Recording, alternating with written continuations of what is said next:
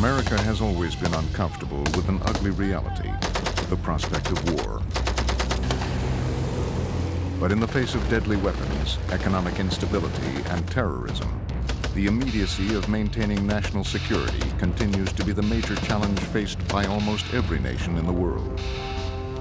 In an age of push-button solutions, there is a misperception that technology alone will bring victory in war, and that battles will be fought at distance without huge loss of life or the physical destruction that war inevitably brings.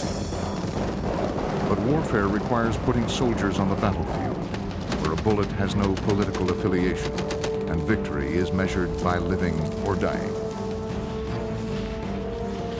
The battlefield is everywhere. One military unit that is continually preparing for combat are the U.S. Navy SEALs. It might be rescuing prisoners from terrorists, gathering intelligence on enemy troop movements, or destroying a target with an airstrike. Such missions are called direct action.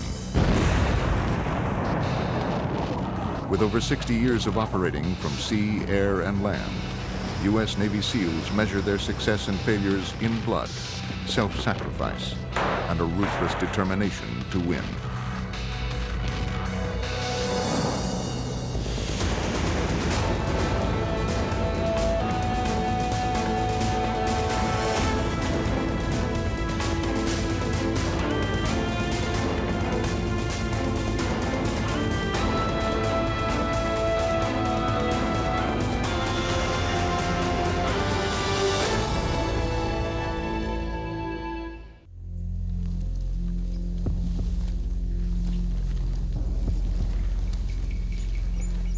A SEAL sniper team is attempting to enter an urban area occupied by hostile forces.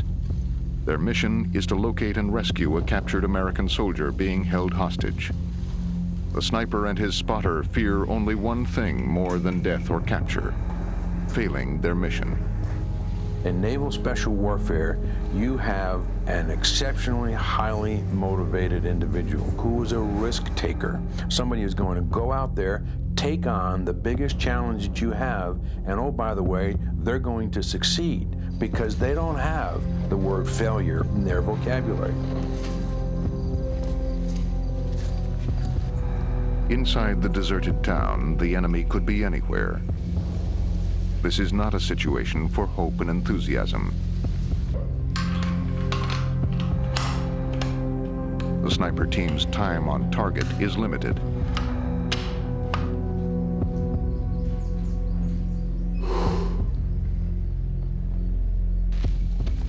Our guys thrive on the challenge, and when there are things going on in the world, they want to be the first one there. That's what we live for. You know, the cream rises to the top. These guys all want to be the cream.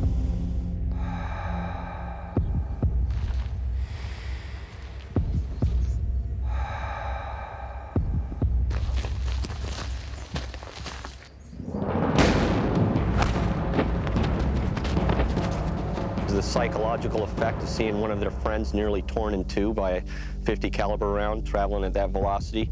We shoot multi-purpose rounds that do explode on impact on steel and on humans.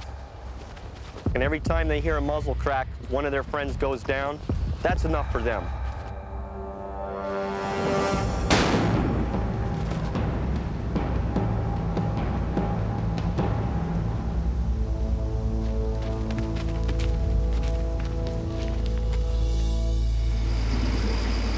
U.S. Navy SEALs are a military unit that constantly trains for war in every part of the world. What distinguishes them from other U.S. Special Forces units is their ability to operate in water.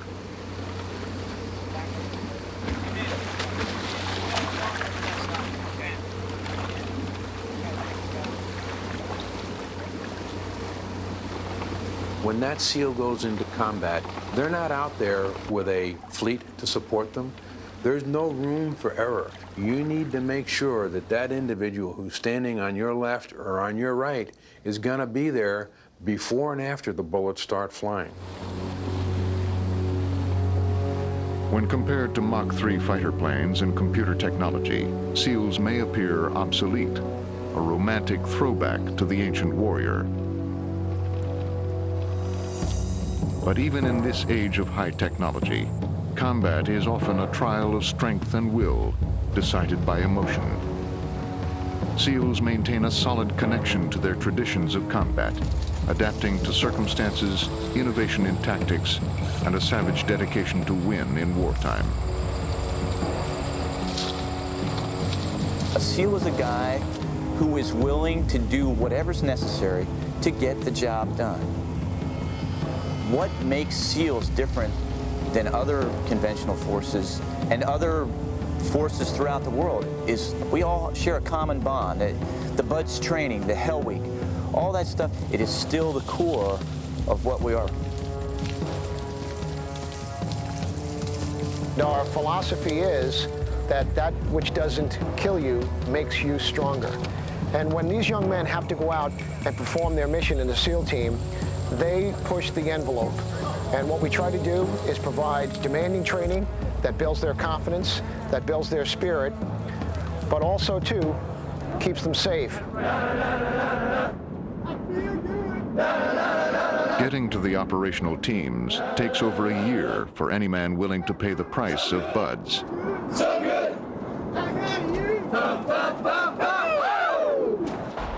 On the side, Cordell. Basic underwater demolition SEAL training is a back-breaking course that separates the dedicated from the ordinary. Catch that man in front of you. Cordell, you're gonna have to put out. For 6 months, a student is put through tedious, demanding training to filter out those who have the dream but not the desire. The people that go through this course may be involved in conflict, and I would take it very personal that if we had to pass somebody out of here that wasn't ready to meet those objectives, I would take it as a failure on my part. We're taking your time, Cordell, move! Individual attention is one of the primary motivation techniques instructors will use to push a man to succeed. Get on the line, don't wait! Don't save anything. Cordell, you stop now. Everything you've done up to this point doesn't mean a thing. Yeah! Well, then move! Eventually, each student is closely scrutinized by instructors who probe for weakness. Each week, performance times must improve or the student is dismissed. You gotta move, one movement. Can you pull? I had trouble making every run. In first phase, you gotta run 4 miles in 32 minutes. A lot of people go, well, that's no big deal. Well, it's in the soft sand with jungle boots on. I puked at the end of every run, regardless. I puked. I did not pass a run until Hell Week, and they said, this is your last chance. You gotta pass this run or you're gone. You're gonna have to hit the ground sprinting. You're almost out of time, Cordell. Hit the ground, you hit it. Just sprint! BUD/S kind of gives you the will. No matter what's happening to you, you're going to win. Ours is a unique school, and that's what makes us who we are. Without that school, we'd probably be just like anybody else. Keep going. 10:08. Keep going. Don't stop. Towards Devil Pin. 10:08. Good job. That was his time. He had to make a 10:08 to pass. Or under 11. It's a phenomenon. You can only see this here at BUD/S. Shut over, sir. Ready? The lessons learned at BUD/S are part of a legacy, one that dates back over 50 years to the beaches of World War II and the celebrated underwater demolition teams. Underwater demolition units began to train in 1943 for both Atlantic and Pacific invasion duty. The UDT mission was simple. They were responsible for charting beaches and destroying obstacles that hampered amphibious landings. But their methods were primitive. They prided themselves on their ability to hold their breath. They didn't have any big tanks of air. Some of them didn't have face masks, and it was not until late in the war that they even had swim fins. They just went in there with a pair of shorts and did the best they could, towing inflated bags carrying explosives, which they put on these underwater obstacles and blew them away. When Korea exploded in 1950, UDT Frogmen expanded their operations. For the first time, they performed missions inland, setting the precedent for a war that would change everything. Vietnam, 1964. Vietnam was an unconventional war and demanded an unconventional response team, one that could successfully navigate the waterways and coastlines of the country. The Navy's UDT swimmers were a natural choice. In the leech-infested waters of Vietnam, the frogmen were transformed. They became Navy SEALs. We, the Navy SEALs, went there to win the hearts and minds of anybody. We were there to kick the ass out of the enemy. We were there to destroy him. We were there to shoot the bastard. We were there to destroy his camps. We weren't there to worry about what the next door neighbor thought about us. We were there to do a job. Throughout the Mekong Delta, Navy SEAL platoons were creating serious disruptions in the Viet Cong political infrastructure. Tax collectors and high-ranking Viet Cong and NVA officials were the preferred target. Operating at night, often dressed up like the VC, SEAL squads of 2 to 7 men kidnapped, ambushed, and infiltrated their enemies' camps. The Viet Cong called them the men with green faces.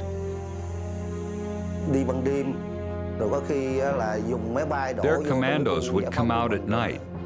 Sometimes they were dropped in by helicopters deep into our areas, and they would remain there for a long time. There were a lot of these blue and green-faced soldiers all around us. Sometimes 3 to 6 commandos would ambush us on our travel road. Usually, they used claymore mines. In Vietnam, SEALs were called on to lie, cheat, and steal. They often broke the entire 10 Commandments in the course of a day's work. Yet SEAL operations were effective, and since Vietnam, the SEALs are recognized as a group that will fight fire with fire.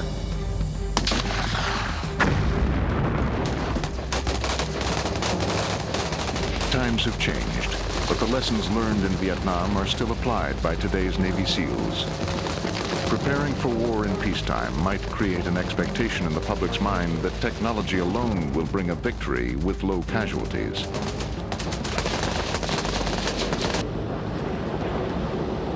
But for those who must kill or be killed on the battlefield, war remains a deadly and personal business.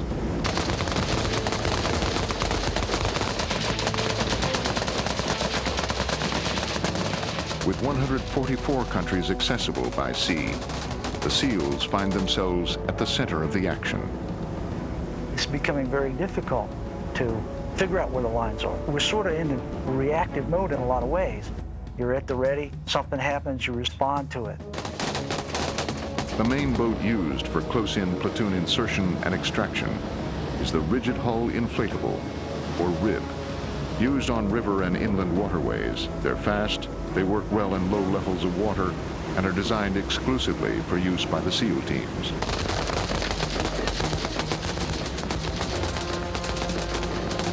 The RIB is 33 feet long and has the ability to carry a full platoon. It rides low in the water, making it harder to detect on radar. It's powered by a jet propulsion drive and can absorb a bullet piercing its hull.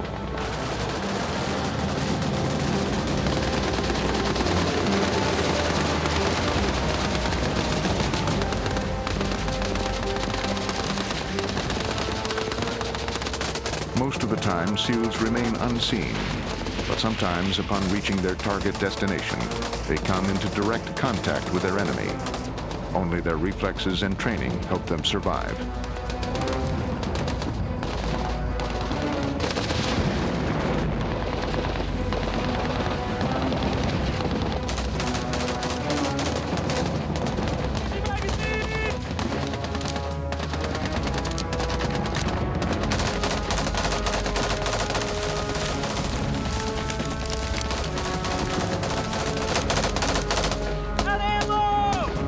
I think it's not difficult to prepare for war, it's difficult to maintain that level of preparedness for long periods of time. We've got to have real bullets, real ranges, and we got to shoot real training scenarios in order to be competent. For every combat situation, SEALs rely on a shared memory, a memory that has taught them how to control fear and focus on the mission, no matter the circumstances. We have no problem keeping the edge of special operations. We treat every operation as if it were for real. That's the way we train, and that's the way we win.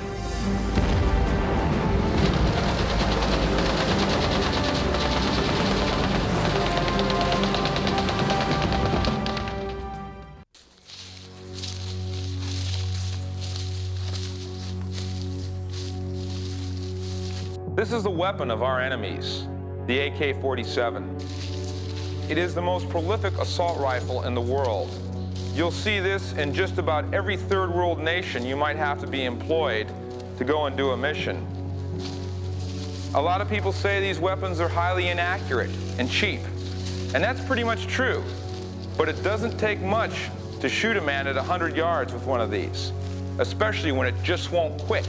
It works in sand, in mud, in dirt, and snow. And it's something to definitely be wary of if you're an American warrior, because this is one of the weapons that's most likely going to be shooting at you.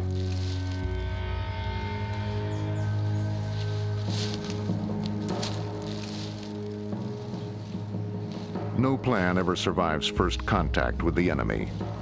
Knowing the terrain they will operate in, anticipating situations they might find there, and training to react instinctively are as important to a SEAL platoon as carrying the right equipment.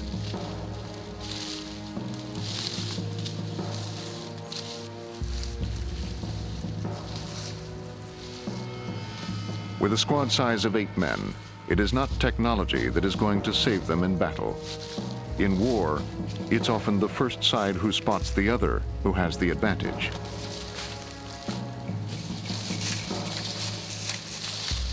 A SEAL platoon is not defined by numbers. Instead, it is a detailed knowledge of policies, procedures, systems, and weaponry that gives a SEAL platoon a force projection beyond its physical size.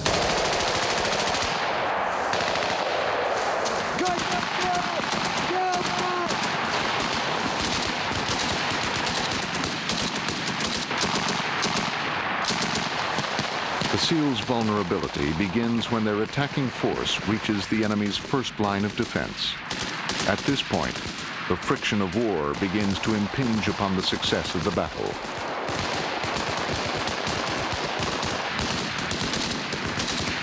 In a conventional battle, you accept a certain number of casualties. The fog of war will naturally create 5% casualties, maybe high 10% casualties or whatever. In the SEALs, their mindset is that any casualty is a result of somebody's mistake. They lose one man in a very small squad or platoon, it has a serious dent in their whole operation. In a gun battle, all team members are listening. They know that a lull in the firing means the enemy is reloading or that he might be regrouping. At the first sign of a lull, the team begins to fall back. Breaking contact and regaining unit cohesion is the first step to recovering the initiative. People might think sometimes that guys in the military are just a bunch of robots, just a bunch of non-thinkers, and that's wrong. Navy SEALs have to think on their feet. They have to move fast. They have to make their own decisions. Some other people or some other units might sit there and wait for someone to give them orders and tell them what to do. Well, in our line of work, that person who's telling you what to do can be shot, and you're going to have to take charge immediately yourself and accomplish that mission.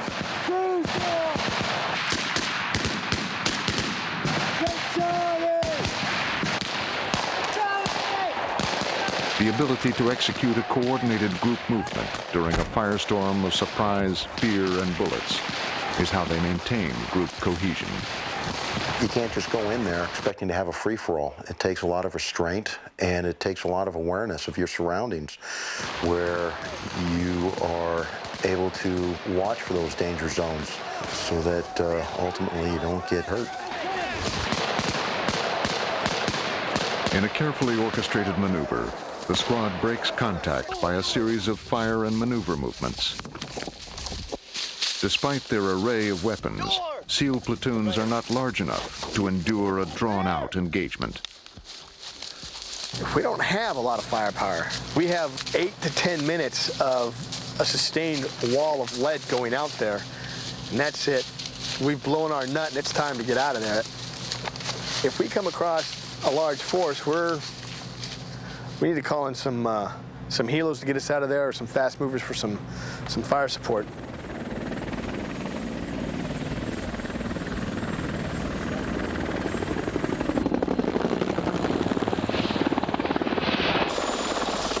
What we have to do on our missions is get in, and get out without being seen. And if we do leave a mark or have a direct action mission, we have to do it in such a way that we get out or get reinforcements real quickly, because those guys are real vulnerable in enemy territory. Extracting by helicopter can be a delicate operation. Over time, the frictions of war work only against the SEALs. If the landing zone is hot, the helicopter becomes vulnerable before it lands. Speed is essential, regardless of the enemy's reactions.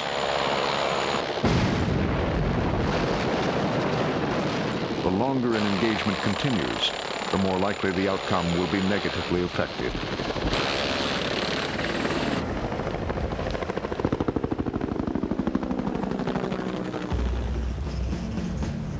In a SEAL platoon, the weapon choice is based on the individual's preference. Some guys are much better suited to carrying an M60 light machine gun. Other guys would rather carry a 727 carbine with a 203 on it.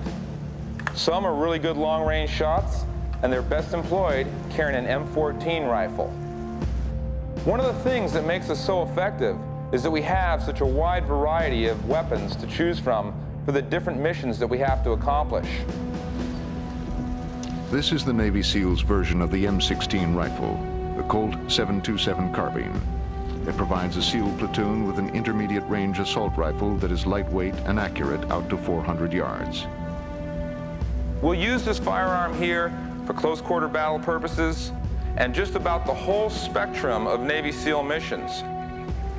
It's best employed at the closer and intermediate ranges. The round it fires is fairly devastating. Some of the missions we do require us to fast rope out of helicopters, jump out of fixed wing or rotary wing aircraft. We can rappel with this weapon. It's great in a situation that requires us to use a rifle that's not going to be in the way, that's very short and manageable.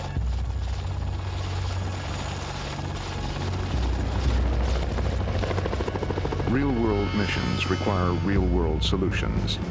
Each SEAL platoon must make careful and detailed choices when deciding what equipment to use for each mission. Weather, geography, and location of the target can make choosing the right arms a critical factor for success.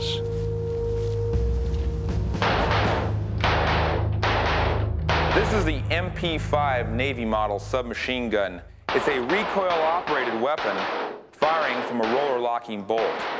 It's air-cooled, and it utilizes a 30-round magazine. The Navy SEALs use this weapon for close quarter battle. Being a submachine gun, it's light and handy. You'll see this weapon employed by anti-terrorists and special reaction teams all around the world. When we enter a structure with this and we spot our adversaries, there's two ways we can take them out with this weapon. One is the double tap. A quick 2 shots to the center mass. If he doesn't drop, another one right to the head. Or you can be trained to burst fire this weapon, where you will fire a controlled 3-round burst to the center mass.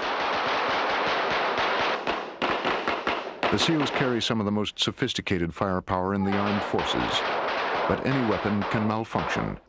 For a backup, most SEALs carry a 9mm pistol as their secondary weapon. We use handguns primarily as a secondary weapon. Our submachine gun, our assault rifle, or our light machine gun would be our primary weapon. If that weapon were to go down, we'd be able to instantly employ the handgun to finish off the enemy. Being a 9mm, some people might say, well, it's only a 9mm, it won't do anything. But when I put 2 rounds through your heart and 1 through your head, you won't know the difference. And neither will the enemy.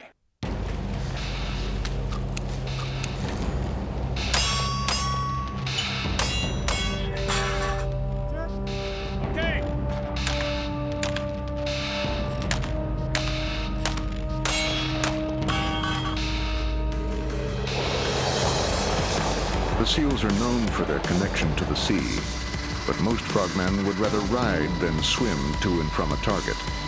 Seahawk helicopters combine speed and range to move a SEAL platoon quickly, increasing their ability to insert or extract their force before their target can react. The helicopter is both vulnerable and deadly. In the hands of a talented pilot and crew, it's a powerful killing machine. Equipped with armor plating and 20mm guns that operate using electric motors, a pair of Seahawk helicopters can insert up to a full platoon of 16 men and provide a withering covering fire that unleashes an attack of 4,000 rounds per minute on an area the size of 2 football fields.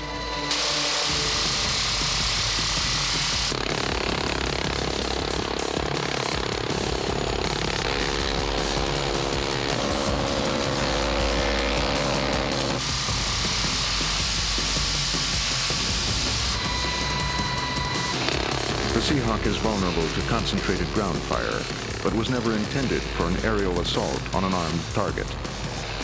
Like their SEAL cargo, the Seahawks rely on speed and surprise to deliver and recover their payloads. Being able to insert and extract themselves in a variety of circumstances gives the SEALs flexibility in choosing their attack and extract plans.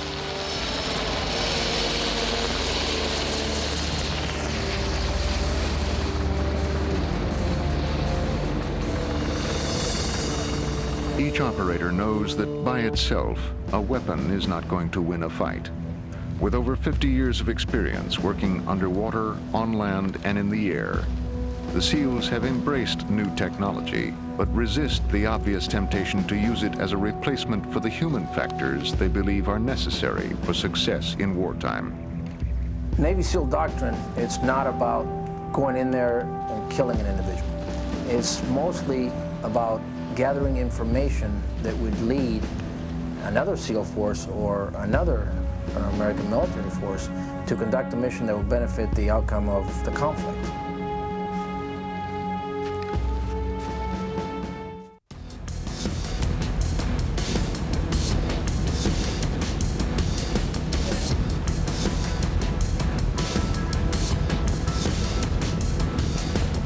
In the 21st century, information is power.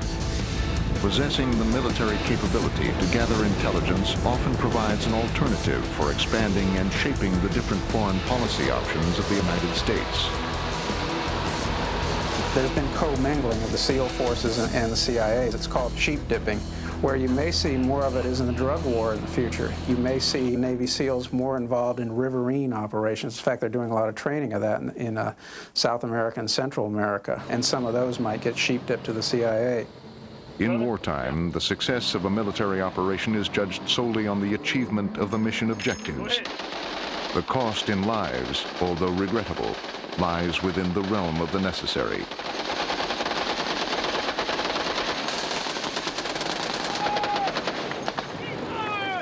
Low-intensity conflict and other doctrinal definitions of conflict all tend to remove the human cost from the immediacy of war, but not in the special operations community. For those soldiers, every bullet is personal. We've always tried to enhance our straightforward activities by gathering intelligence, whatever it took behind the enemy lines. That kind of is changing its direction, I think. For one thing, there's no lines anymore.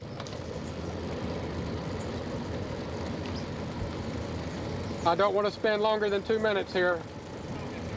For those who define these regional actions as conflicts other than war, the threats to the world's economic and social stability from technology transfer, espionage, and terrorist drug trafficking are monumental. Navy SEALs and their special boat units have the capability to provide a limited and controlled military response to certain situations not worthy of a full-scale military action. SEAL operations might require clandestine, covert, or low-visibility tactics supported by political oversight from the national level. One of the most important missions is war on terrorism. When the SEALs train for intelligence-gathering missions, they enter enemy territory and carefully search the target area. Tie the line.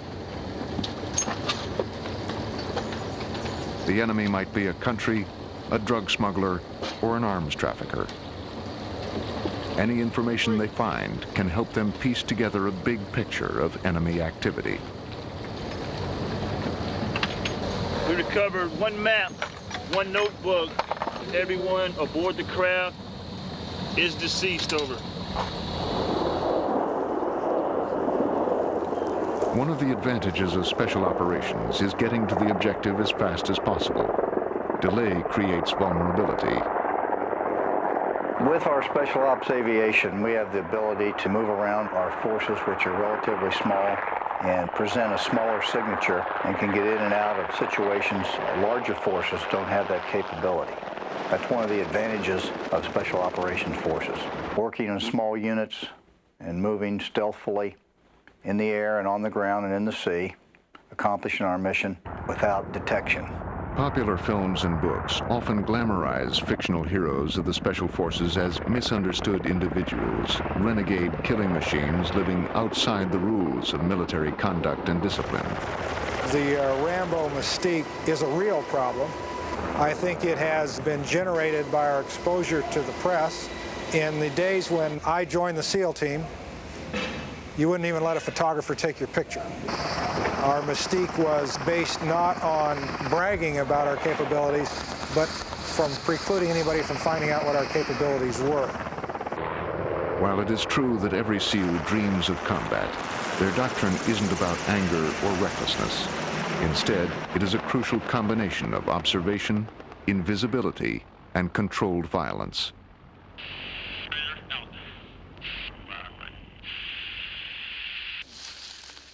What separates a Navy SEAL or any other special operations force from another soldier is not so much his physical capability, but the mental capability, whether he can handle the mental stress, whether he can think on his feet, think innovatively, and even think creatively as a warrior versus the traditional military mindset, which is to follow orders. Navy SEALs are unconventional soldiers. They have to be. They are often the first ones to infiltrate enemy territory to collect intelligence. Sniper teams can also clear the area of anything or anyone who may threaten the outcome of their mission.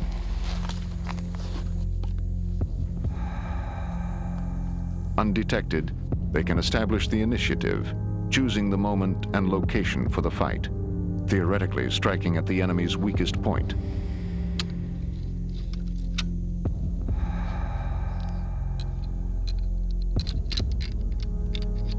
Becoming a sniper is one of the most sought-after jobs within the SEAL units, with some of the most exacting qualifications.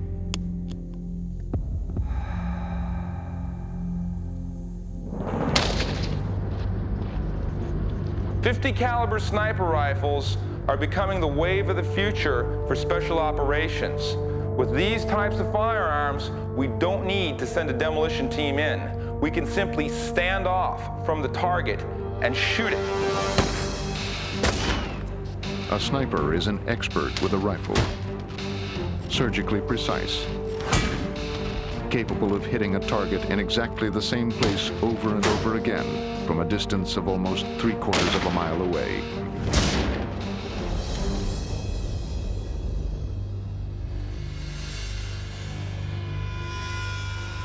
But a sniper must be more than a good shot. He must be extremely patient. In a real-world situation, snipers and their spotters spend hours, days, and weeks lying in wait. They call it stalking.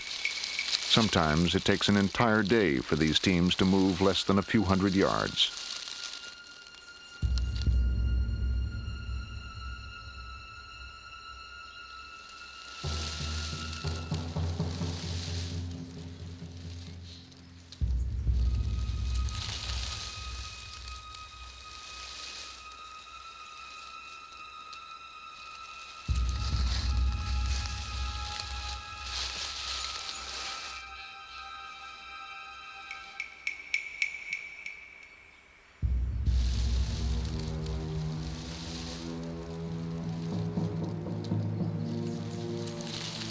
In the SEAL teams, we have the best trained snipers in the military. Our snipers do a lot more than just shoot. They're our forward observers. They're our eyes and ears. Before we go out on a mission, we'll send snipers in to observe the target, to do reconnaissance. That way we can ensure 100% probability of a successful mission when we call the platoon in. Snipers can stand off and clean off a target, forcing enemy soldiers to take cover or flee while the rest of the SEAL team can take positions on the target and perform their mission. This keeps the enemy off balance, a tactic that works well for small units. 90% of a sniper's job is collecting intel. 10% is being a surgeon with bullets.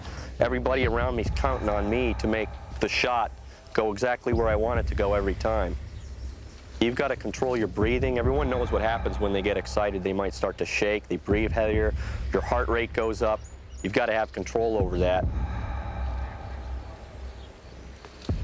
You've got a lot of tunnel vision just looking through a 16-power scope, right? You can't see a whole lot. You're looking in a small area.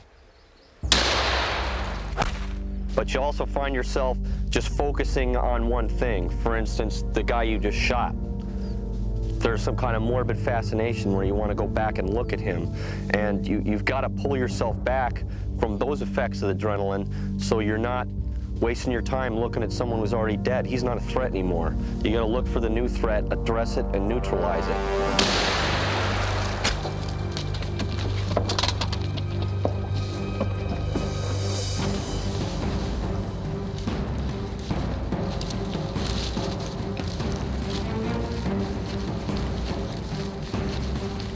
The SEALs will attack a target from several different directions at once.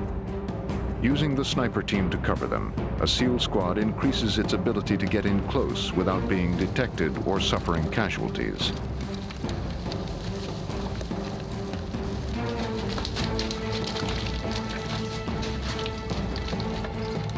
Once inside the target area, the squad can perform their mission while being protected by the sniper team.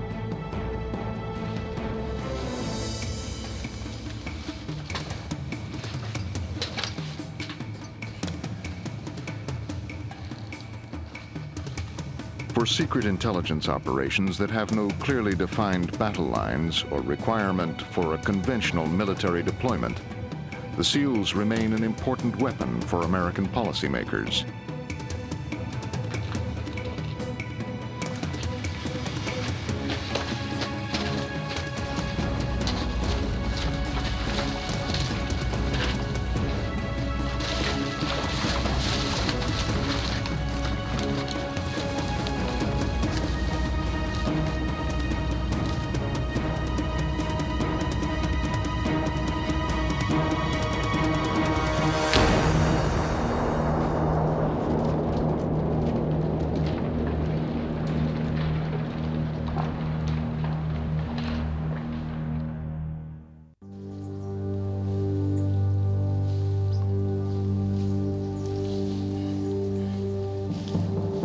Intensive training and an absolute confidence in each team member are only two of the primary necessities for successfully completing a SEAL mission. The third is secrecy.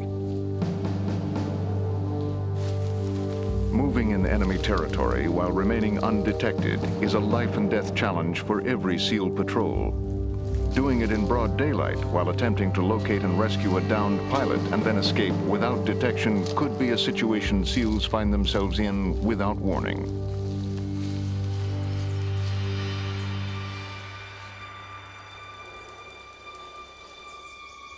The SEALs realize the chances for a successful rescue decrease with each passing minute. The longer the pilot is on the ground, the less chance they have for a successful rescue. Although they know his position is nearby, so are potential enemies.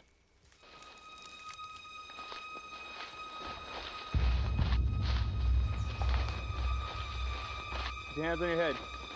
Turn around. Lie down, face down. Down.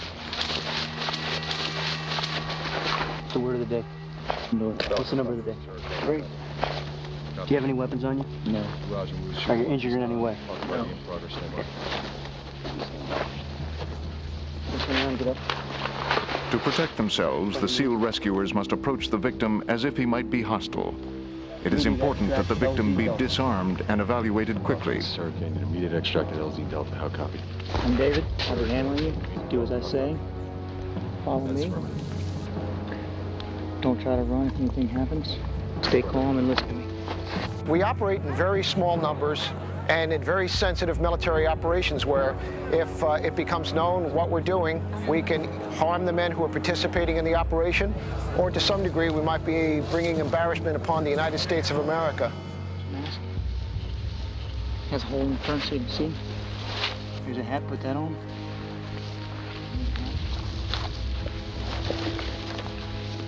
Have you heard or seen any other people in the area besides us? No. Great. We'll be getting on a helicopter here now. Let's go. Getting out of the area once the victim has been secured is not easy. In thick woods and steep terrain, walking is too slow. There is always the potential for ambush. Extraction with rescued hostages must be dynamic.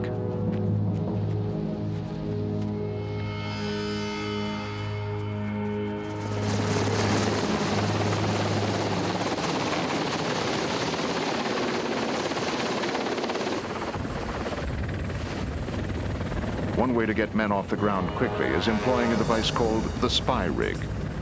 The Special Purpose Insertion and Extraction Rig is a line dropped from a helicopter hovering overhead. The men on the ground wear harnesses and attach themselves 2 at a time to the line. Once all the men are tied in, the helicopter lifts up vertically until the load can clear any obstacles. The spy rig is hazardous, but a proven and trusted method for extracting SEALs from difficult terrain.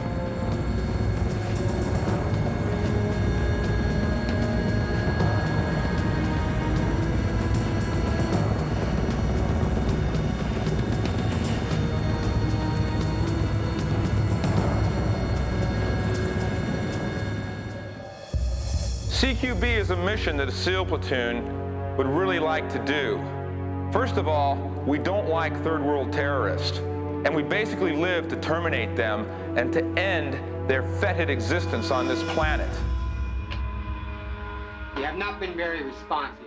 You need to answer more questions. Most missions are done at night. The platoon is dropped off close to their target, but not close enough to alarm guards or enemy troops. The approach may last a few minutes. More time than that, and detection might mean the SEAL team will abort its primary mission. Secrecy of intent, secrecy of insertion, secrecy from their own families is the price these men pay to execute a direct action mission. That radio was in your survival vest. You tell me it's not yours? Look up! Look up! When a SEAL platoon is called for a mission, all the members are put into total isolation to help ensure the security of the operation.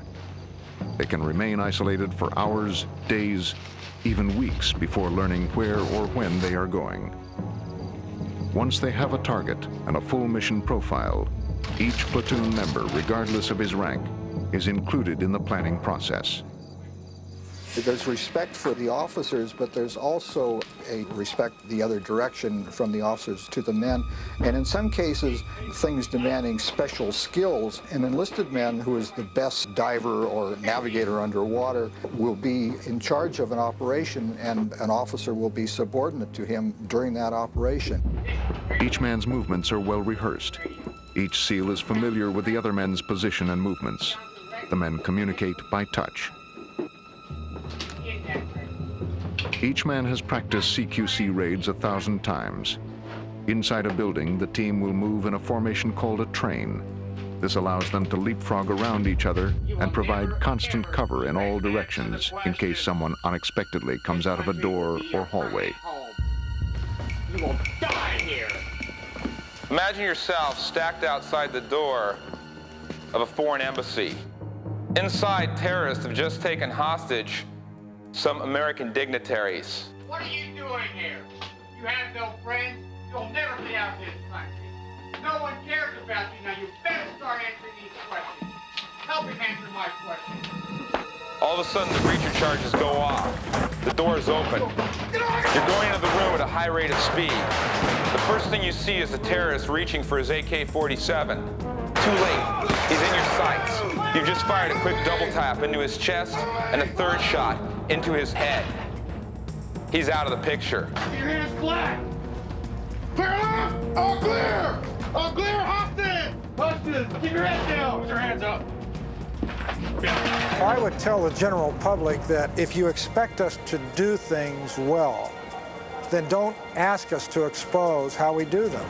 Don't have the press following us around. The bad guys watch TV just like everybody else. Get up slow. Boot up! Boot up! Get up! Coming out! Going out! Coming out! Coming out! Coming out!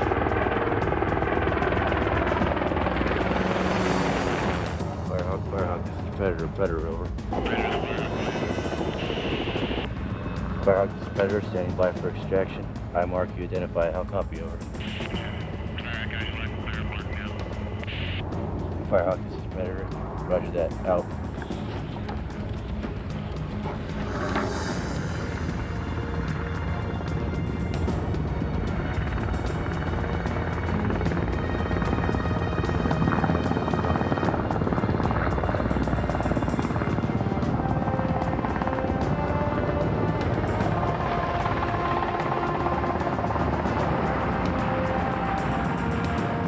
The need to maintain operational security continues to provoke internal debate in the teams. But it's not the weapons or even tactics that make the SEALs a dangerous force to their enemies. Tactics and weapons are regularly discussed in a wide variety of media. The SEALs' main advantage over their opponents remains in their ability to conceal the time and place of their attack.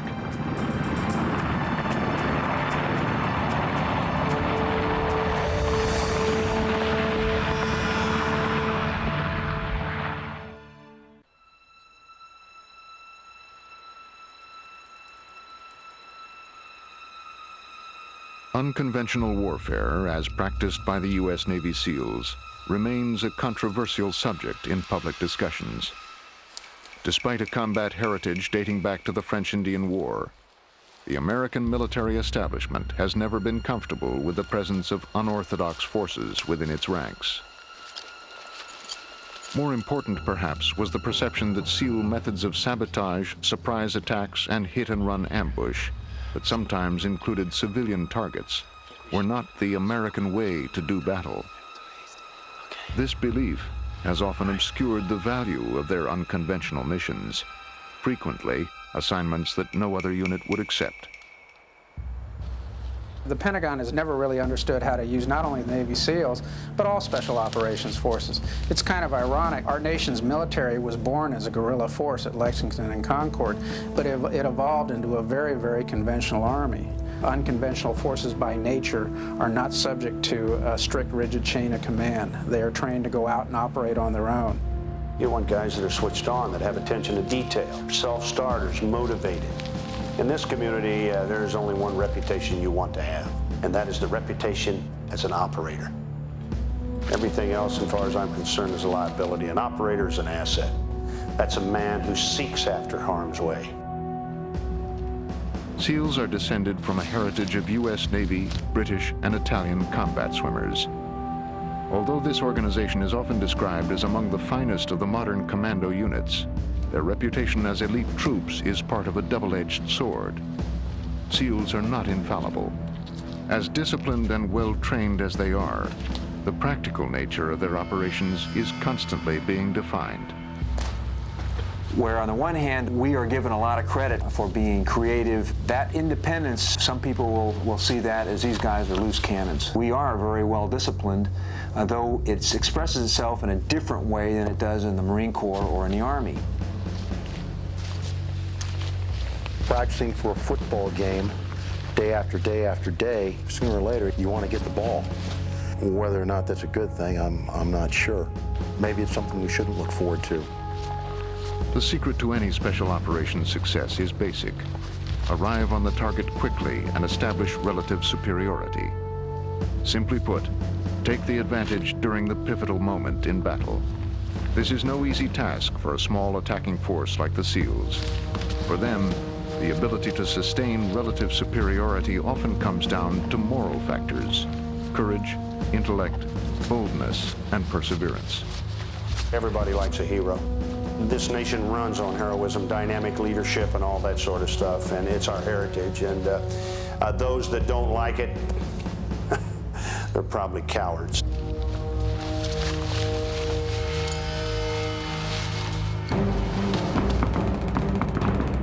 imagine a small 16-man force going in and shooting a Scud missile launcher. You might be scared to do that. We've got to be tough. We've got to be angry at the enemy to accomplish these missions. We've got to plan with the utmost in precision to accomplish this. I believe and I know in my heart that we are the most highly skilled group of warriors in the world, and we are dedicated to accomplishing that mission.